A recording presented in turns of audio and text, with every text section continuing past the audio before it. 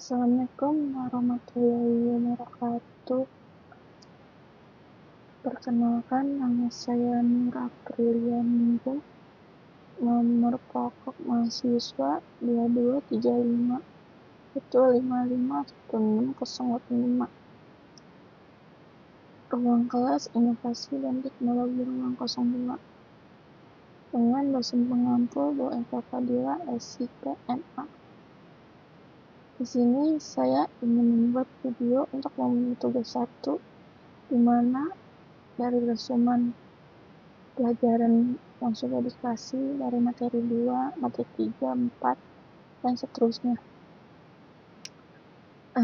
Untuk materi 2 di sini berjudul makna inovasi dan ruang lingkupnya. Menurut Everett and Rogers bahwa inovasi perkembangan ini tuntutan yang tersendiri di sektor bisnis untuk menghadapi persaingan semakin sengit.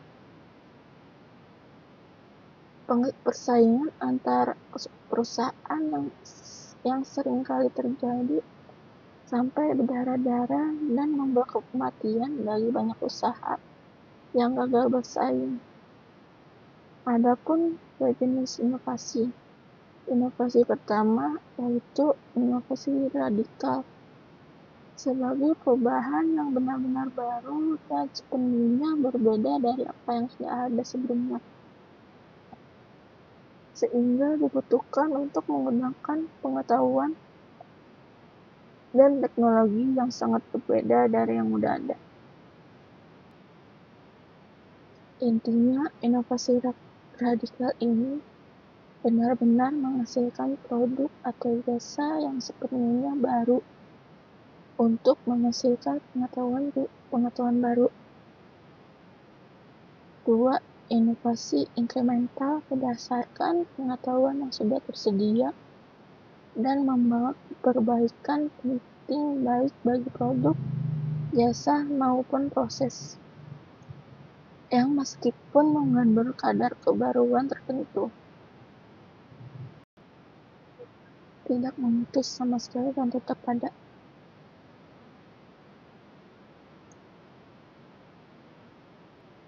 Materi 3 dan 4 adalah kajian Knowledge Gap Management, justru menyusun level inovasi dengan tingkatan yang dimulai dari imitasi sebagai tingkatan yang paling rendah, kemudian dilanjutkan dengan inovasi sebagai tingkatan yang lebih tinggi, yang lebih moderat, dan kreasi sebagai tingkatan inovasi yang paling tinggi. Menurut Ginsu Kim dalam bukunya yang terkenal yakni Imitation to Innovation, The Dynamic of Area Technological Learning, memberikan pelajaran bahwa upaya mencapai kemampuan berinovasi dalam sebuah negara tidak langsung dicapai dengan lompat maju dan mampu berinovasi, namun terlebih dahulu dimulai dari belajar berimitasi. Kemampuan imitasi berarti adanya kemampuan untuk meniru apa yang sudah dicapai oleh bangsa lain yang belum dimiliki oleh bangsa sendiri. Pada dasarnya sudah melakukan perubahan meskipun dalam skala inovasi yang paling rendah. Imitasi telah tetap dianggap membawa perubahan kompetensi ke arah yang lebih baik. Menurut Kim 1997 ada dua jenis imitasi, yakni duplicative imitation dan yang kedua adalah creative imitation. Duplicative imitation terdiri dari dua jenis, yaitu counterfeit atau bajakan dan knock-out atau tiruan. Counterfeit adalah tiruan yang menirukan merek nama dan mengaku sebagai original namun dengan kualitas yang lebih rendah. Sedangkan knock-out mirip dengan produk cloning. Produk ini meniru pada original dari merek ternama dengan kualitas yang tentu berbeda. Creative adaptation adalah cara imitasi yang dengan melakukan pengembangan kreatif. Idenya berasal dari produk yang sudah ada.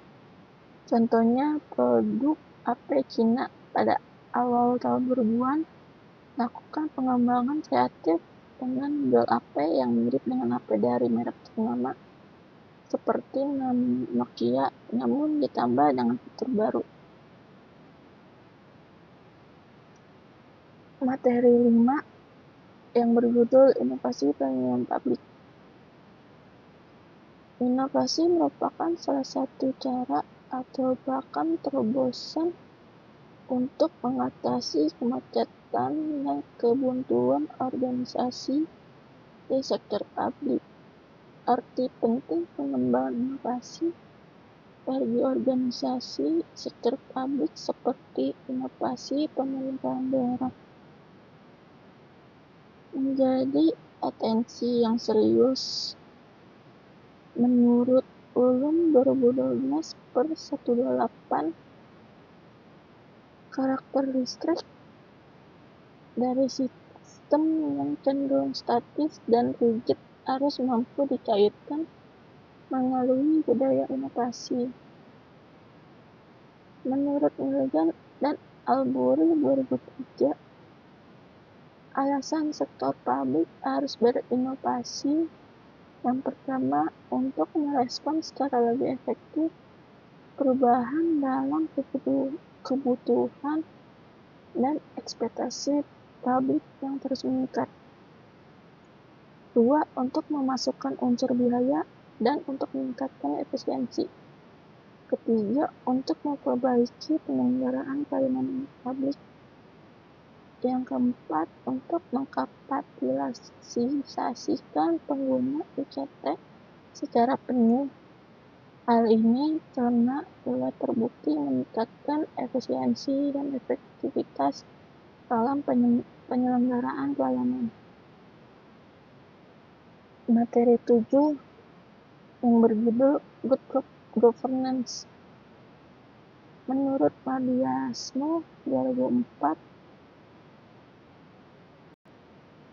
governance adalah suatu konsep pendekatan yang berorientasi pada pembangunan sektor publik oleh pemerintahan yang baik. Di sini ada prinsip-prinsip good governance, ada 9. Yang pertama, partisipasi. 2, aturan hukum. 3, transparansi. 4, responsif. 5, berorientasi konsensus.